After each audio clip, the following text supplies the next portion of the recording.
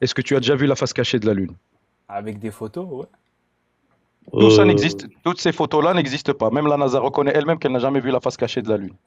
Ok, Tout ce qu'on mais je veux nous a bien croire. montré, c'est Ok, un petit time-lapse de quelques secondes où on voit la Lune comme ça passer et on voit que c'est une incrustation faite par ordinateur. Un objet circulaire dans un fond noir, tu ne peux pas décréter si s'il est sphérique ou s'il est concave ou s'il est convexe ou s'il est juste plat. Tu peux pas le savoir en fait. Donc la certitude, je vais essayer de la trouver rapidement ici. T'es musulman avant tout, Yak. Avant de te oui. montrer la vidéo, je vais te parler d'un truc comme ça, tu comprends comment nous on réfléchit. Allah Dis-moi. Azza wa Jal, il parle de la terre, il parle de sama et il parle des kawakib et des nujum. Tu comprends un peu l'arabe? Bah, pas trop. Pas du tout, pas de problème. Allah il parle de la terre, al-ard, ou sama, le ciel, et les Ouais. planètes et les étoiles et le soleil et la lune. c'est vrai. D'accord? Al-ard, Allah il n'a jamais dit que la terre était une planète. Pourtant, il parle des planètes. Il dit quoi des planètes? Et nous avons fait du ciel un toit protégé et nous l'avons embelli avec l'embellissement des planètes. Dans un autre verset, les étoiles. Donc, Ouais. la Terre n'est pas un embellissement du ciel, de un. La Terre, c'est l'homonyme, l'équivalent du L'inverse, ciel. en Il y a guillemets. le haut, il y a le bas, et entre les Ok, deux, il y a un ok. soleil, une lune, des planètes, des étoiles. Ouais. Chacun a une hauteur différente. Kullun fi falakin yasbahun. Chacun voguant dans leur falak, dans leur voie circumambulatoire, qu'on traduit dans la traduction moderne par orbite. Exactement. Donc, en fait, c'est ça la cosmologie islamique. Il y a sept cieux, sept terres, et nous, on vit au milieu. Et au-dessus de nous, il y a une sama fermée, clos, on ne peut pas le dépasser. Et dans ce ciel, à des hauteurs différentes, il y a un soleil, une lune, Mars, Vénus, Neptune, Jupiter, les constellations et ce que les mufassirines et les astronomes appellent le grand falak, là où il y a tout le reste des étoiles. Ça, c'est la cosmologie dans le Coran. Tu m'as dit au-dessus des cieux, du coup, il y a le soleil et la lune, etc. Et Non, entre nous et le premier ciel. Ok. Et dans ça, il y a aussi Saturne, Oui, c'est Uranus, ça. etc. Mars, Vénus, Neptune, Saturne ou Zohra, Otared, j'aime pas les appeler comme ça, mais voilà, les noms qu'on donne aux planètes. Oui, ils sont là, ils sont visibles, on les voit, mais ce ne sont pas des semblables à la Terre. Est-ce que quand tu regardes le ciel, tu vois quelque chose qui ressemble à la Terre? Ou tu vois Ouais, des corps non, lumineux? des corps lumineux. Mais du coup, Khlas, ben c'est ça les masabih. Allah il dit وَزَيَّنَّا السَّمَاءَ الدُّنْيَا بِمَصَابِيح. Et nous avons Ouais, embelli le ciel du bas-monde par des luminaires. c'est Ce ça. du sont coup, ça les c'est luminaires, des nojoum, soit constitués en constellations, soit des ouais. planètes libres, qu'on appelle les Ah, étoiles vagabondes à l'époque, les il dit astres aussi, errants. il dit aussi, وَزَيَّنَّا السَّمَاءَ الدُّنْيَا بِزِينَةٍ بزينة الْكَوَاكِبِ. الكواكب, نعم. Mais parce qu'il ne comprend pas l'arabe, je lui traduis le plus rapidement. Il dit les kawakib, donc les planètes, et les étoiles, les masabih. Les deux, en fait, dans la linguistique coranique, les planètes et les étoiles, ce qu'on appelle le najm et le kawkab, ou bien nujum et le kawakib au pluriel, c'est des synonymes dans la langue arabe. Une planète et une Ok. étoile, c'est des synonymes. La seule différence que les astronomes de l'époque, et même des civilisations avant nous leur donnaient, ils les appelaient les étoiles errantes et les constellations ou les étoiles. Les étoiles sont constituées en constellations, celles connues depuis les étoiles, les signes du zodiaque que tu connais, Ouais, la ouais, ouais. petite ours, la grande ours, etc. Et tu as les planètes, Mars, Vénus, Neptune, qui eux, ils ont un circuit particulier, comme le Soleil et la Lune en fait. Tout ça Oui. tourne au-dessus de la Terre, entre le ciel et la Terre, à des hauteurs différentes. Maintenant, pour répondre à ta question, est-ce que tout est sphérique? Regarde maintenant cette vidéo et dis-moi ce que tu en penses. Et faites le jeu avec nous dans le chat. Si un modo, il peut faire préparer le sondage, comme ça on joue le jeu qu'on joue tout le temps. Il est ludique et tout le monde permet de comprendre. Attends. Comment sait-on que la Lune est une sphère? Avons-nous déjà vu l'autre côté? Non, je vais laisser mon ami Karen vous faire une petite démonstration. Quand quelque chose est rond et trop éloigné de vous, vous ne pouvez pas dire de quelle forme il s'agit. Il peut s'agir d'une plaque plate. Cela peut être oblate, cela peut être concave, cela peut être une sphère. Vous ne pouvez tout simplement pas le dire. Voici 4 objets. Ils semblent ronds, n'est-ce pas? Mais sont-ils tous des sphères?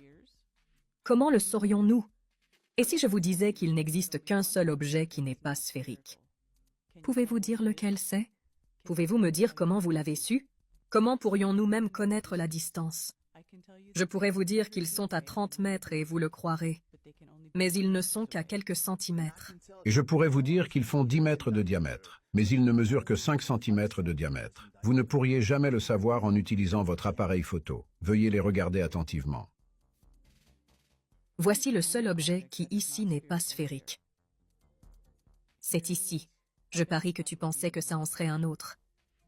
Mais cela vous épatera si je vous dis que ce deuxième objet n'est pas non plus sphérique, mais qu'il est plat. Et cela vous épatera encore plus si je vous dis que ce troisième objet est concave.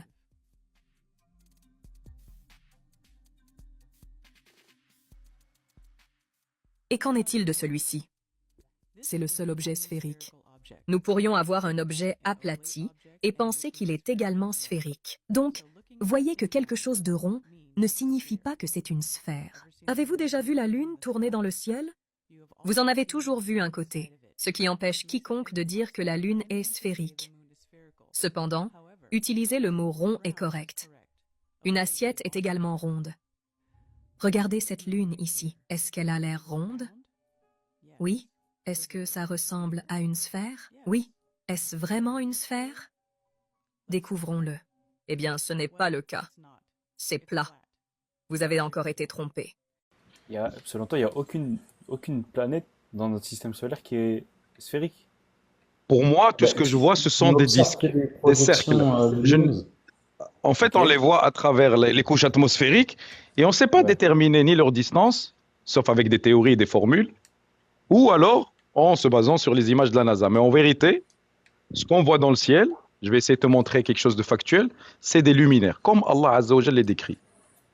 Donc ici, regarde, tu as Vénus, Jupiter, Saturne, filmés avec des télescopes, et tu as des étoiles. Est-ce que tu es sûr que ce sont des sphères?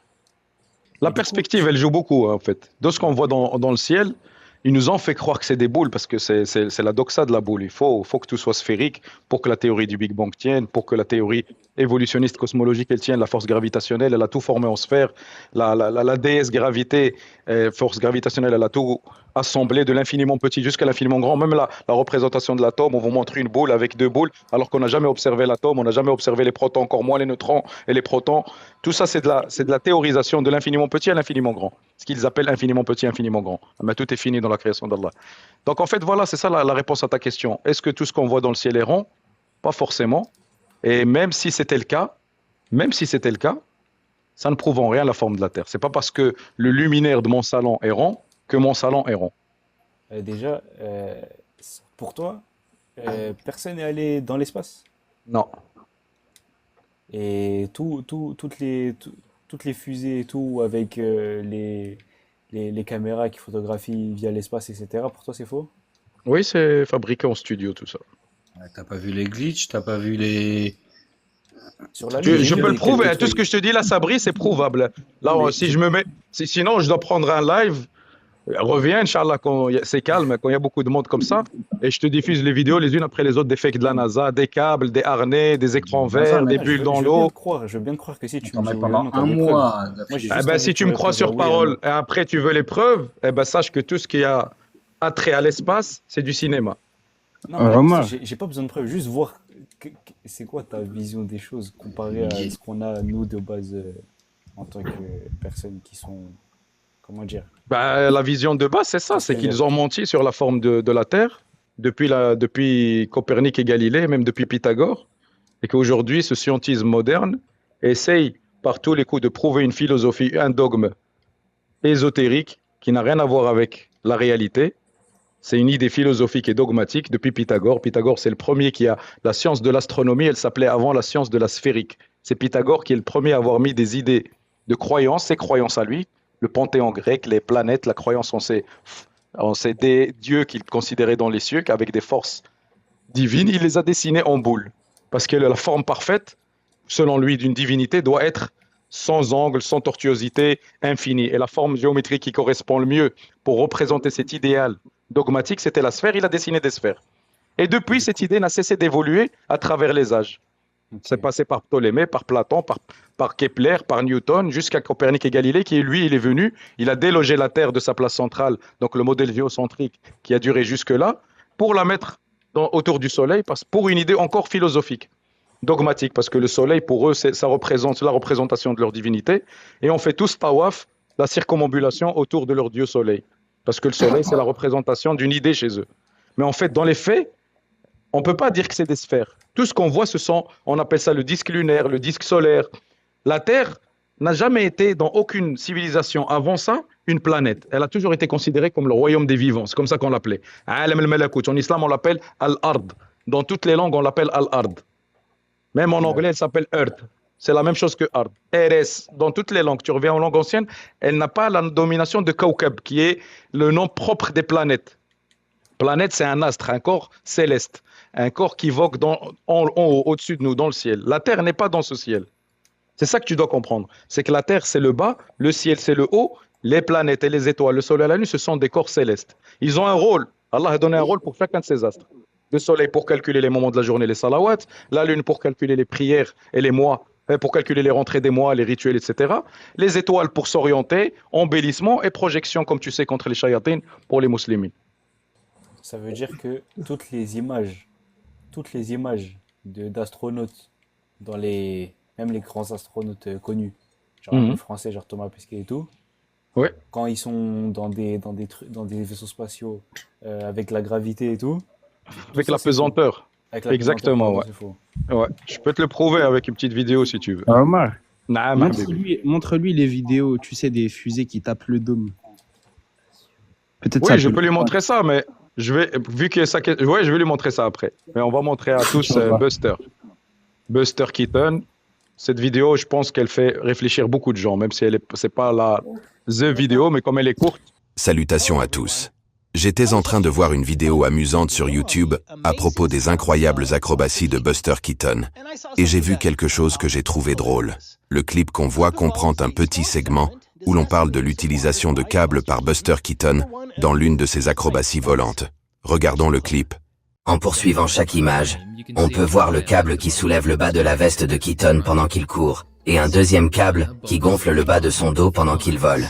Mais la partie la plus étonnante de cette cascade est la façon dont il tombe avec ses pieds à la fin, pour éviter d'être piégé avec le câble. Je trouve fascinant qu'ils aient utilisé ces incroyables astuces avec le câble depuis au moins 100 ans, et qu'ils aient déjà très bien réussi à l'époque. Mais pour réitérer, on peut voir le câble soulever la veste de Keaton, on peut voir le renflement au niveau de ses fesses à l'endroit où il est soulevé par le second câble. On peut voir un petit bout de câble ici, et puis Keaton a dû esquiver le câble avec ses jambes. Ce qui m'a rappelé beaucoup d'autres échecs avec les câbles que j'ai vus dans le cinéma de la NASA. Vous vous souvenez peut-être de ce film de la NASA où l'on voit des câbles soulever de façon anormale le dos de la chemise de l'astronaute, tout comme Buster Keaton. Et un deuxième câble qui gonfle le bas de son dos lorsqu'il vole. Ouais, je suis sûr qu'il est tout à fait normal que les fesses se gonflent dans l'espace, parce qu'elles semblent correspondre au câblage des fils. Et que diriez-vous de cette scène où l'astronaute de droite avec la chemise USMC attrape en fait le câble de l'autre astronaute? Et lorsqu'il attrape cet objet invisible, il tire d'une manière très étrange de la chemise de l'astronaute. Ça ressemble vraiment à ce que faisait Buster Keaton, n'est-ce pas? J'aime aussi cette scène où l'astronaute est suspendu à l'envers et où l'autre astronaute à sa droite également appuie sur un bouton ou quelque chose sur le mur qui fait que l'un des câbles reliés à la chemise de l'astronaute à sa gauche le libère. Je suppose qu'il a dû être rempli de sang à la tête pendant qu'il faisait les acrobates. La chaîne PBS a retiré ce clip de son site web et je n'ai donc pas pu partager l'original où l'on peut entendre le son du mécanisme, mais je suis sûr qu'il s'agit tout simplement d'une coïncidence comme tant d'autres. L'astronaute derrière lui arrive même au même endroit pour apparemment détacher sa chemise du câble. Bien sûr, il ne faut pas oublier cette scène où il semble que l'astronaute volant au fond porte une sorte de harnais. Je suppose qu'il s'agit simplement d'un harnais d'astronaute de tous les jours, où ils se suspendent à leurs fesses pour une raison scientifique, inventée de toutes pièces. Cet astronaute semble se tordre d'une manière étrange, comme si le câble ne fonctionnait pas correctement, puis il commence à tomber avant que la NASA ne coupe la vidéo. Cette étrange torsion me rappelle Buster Keaton. Cette scène est géniale, car on peut y voir le reflet du câble. Le reflet du câble correspond parfaitement au mouvement de l'astronaute et à la bosse sur sa chemise. Ceci est un échec classique de Buster Keaton. C'est aussi drôle parce que l'actrice de la NASA a accidentellement emmêlé le câble du microphone avec le câble de son harnais. Observez comment le câble du microphone s'emmêle dans quelque chose d'invisible, et comment elle doit utiliser son autre bras d'une manière étrange pour démêler le câble du microphone de l'objet invisible qui se trouve derrière elle. Existe-t-il d'autres preuves de l'utilisation de câbles par la NASA pour falsifier l'espace? Que diriez-vous de ce clip tiré d'une de mes vieilles vidéos? Cette société, appelée ZFX, est spécialisée dans les scènes câblées, les écrans verts et les spectacles volants. Cela semble être un travail assez amusant, mais jetez un coup d'œil à leur liste de clients et voyez-vous qui s'y trouve. Vous trouverez le lien dans la description de la vidéo. Voilà. Ah ouais, j'avoue, c'est impressionnant quand même, hein. Mais du coup, ça veut dire que tu vas me faire croire que les astronautes, en vrai, c'est juste tous des grands acteurs? Est-ce que c'est difficile? Non, genre, parce que ils sont montrés comme des scientifiques, comme l'élite des scientifiques de la physique, etc. Ah bah, Et c'est tous des acteurs, en gros? ouais, exactement. C'est L'être surtout des humain est grands par malins. nature corruptible et il peut vendre même sa mère s'il n'a pas de dignité pour l'argent. Oui, mentir, jouer un rôle. Il suffit de trouver une poignée de quelques personnes pour pouvoir faire le jeu, il n'y a Mais pas de parce qu'ils ont problème. fait des vraies études. Ouais, Mais ouais, pour moi, au final, ou on les au final, présente Les comme tels, images. on n'en sait rien, personne n'a vérifié leur diplôme, et même si c'est le cas, tu peux faire des diplômes et puis on te propose un contrat bien juteux, ou ça on veut dire menace, que, et ça veut pourquoi dire que là, pas, il y a plein on de va dire, possibilités de faire des pressions Sabri, sur les tu humains. coupes les images. hmm, Admettons que les images, elles sont pas falsifiées. Bon, Mhm. on voit la falsification. ouais. Rien que dans le discours, ils se contredisent en permanence, en Ah ouais, permanence, en permanence. Rien que ça- dans le discours, tu coupes les images. T'écoutes que le texte. Ça veut dire que là, si je fais des études d'astronaute, et je deviens astronaute, on va me dire, en fait, Omar, là, salam alaikum. Ça n'existe pas des études d'astronaute, ça n'existe pas. Une étude cursus astronaute, ça n'existe pas. On choisit un pilote Omar, d'avion, un pilote de ligne, de l'armée, un ok, ingénieur ci ça ou veut ça, dire, mais il y a pas, ça n'existe pas un cursus astronaute. on va les prendre, on va dire, ok, en Choisis fait, sur toi, FM. vous allez faire les acteurs, et il n'y a pas une personne qui a dit qu'en gros, Si, ça il a existe, hein. refusé, Ça existe des astronautes qui ont avoué que c'est une supercherie, qu'ils ne vont pas dans l'espace, spécialement dans l'ex-Union soviétique. Les premiers astronautes qui sont maintenant vieux, ça existe. Le problème, c'est ça, c'est que de prime abord, ça paraît fou, mais quand tu creuses ce sujet, tu commences vraiment à chercher, eh ben là, tu vas voir, il y a pléthore d'incohérences, il y a pléthore de mensonges, il y a plus, vraiment, c'est ridicule. Tu te dis comment on a pu y croire. Mais en vérité, c'est normal, on a été programmé, on a grandi avec, donc on n'y pense pas à remettre ces choses-là en question. Mais quand tu bah ouais. tu mets le nez dedans, ouah, c'est de surprise en surprise, Et de choc dis-moi, en tu choc. sais que subhanallah, parce que si là, tout ce que tu me dis, c'est vrai, en gros, c'est une dinguerie, genre. Parce que Ah ben oui, là, c'est la dinguerie des dingueries. C'est pour ça qu'on ouvre vous nous voyez comme des faux ouvrir des lèvres terre plate. Vous croyez que c'est pour rien, Zama, on s'est réveillé. Moi, je suis père de 5 enfants. J'ai une vie, je travaille et tout, mais c'est un sujet tellement gros que tu peux pas te taire, tu peux pas laisser comme ça. Tu es obligé de dire aux gens ça va pas, il y a un truc qui va pas. Tu es obligé d'alerter les gens. en fait, le fait que tout ce qui était inculqué dans toutes les sciences qu'on a appris à l'école et tout ce qu'on nous dit à la télé, tout est faux. Mais tu sais que c'est dur à croire en vrai. Genre, Ah, Non, c'est mais ça très marche pas dur, comme c'est ça. très dur, c'est très dur Ça à marche croire, pas je comme ça. comprends. En fait, Mais c'est comme faut... le coco, tu vois, on l'a vu pour le coco. T'as vu comment que ça s'est passé pour le coco? ouais, ouais. T'as vu comment que ça s'est passé ou pas? Là, C'est-à-dire, on l'a tous vécu, ça. ouais. T'as vu comment que ça s'est passé? Donc, ils étaient tous d'accord. salam Tous alaikum. les pays du Alaykoum monde. salam wa rahmatullah. Donc, c'était pas tous les médecins qui avaient été appelés, tous les médecins qui mentaient. Ouais. Ah non, ça s'est pas passé comme ça. Oui, oui, je vois ce que tu veux dire. Ouais, Tu vois ça, ce que je veux brise, dire? c'est de la folie.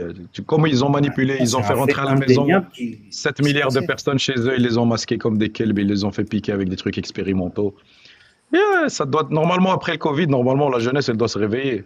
Bon, nous, on est des vieux, on est les vieux du comptoir des complots, mais le Covid, normalement, c'était un épisode dans l'histoire qui, normalement, il est censé faire un électrochoc, dire, wow, comment c'est possible? Du jour au lendemain, il a Ouais, parce disparu. qu'après, on va te dire, Omar, mais Oh, comment tous les médecins de la planète et oh, pas tous, tout c'est le ça le monde, problème, tous c'est qu'il les n'y a pas tous. laboratoires ont été appelés et ont validé Oui, le oui, truc. oui, Non, ça se passe pas comme ça.